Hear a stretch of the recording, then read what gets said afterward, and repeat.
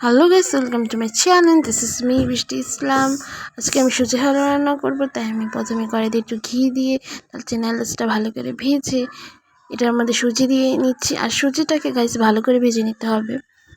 হালকা ভাজা দিলে হালুয়ার টেস্টটা ভালো আসে না, এটার জন্য একটু তাই আমি এটা ভালো করে ভেজে নিচ্ছি।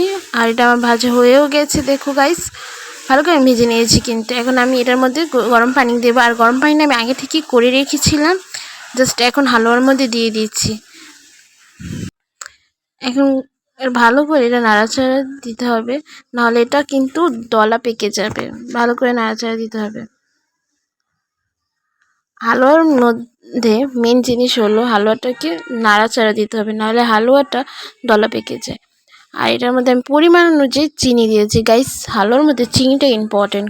হালুয়ার মধ্যে চিনিটা কম হয়ে গেলে হালুয়ার টেস্টটাই নষ্ট হয়ে যায়, তাই চিনিটা পরিমাণ অনুযায়ী দেবেন। এখানে আমি দুধের সাথে জাফরান ভিজিয়ে রেখেছিলাম, এটা আমি দিয়ে দেব, কারণ এটা দিলে হালুয়া দেখতে অনেক সুন্দর লাগবে আর টেস্টটা অনেক ভালো আসবে।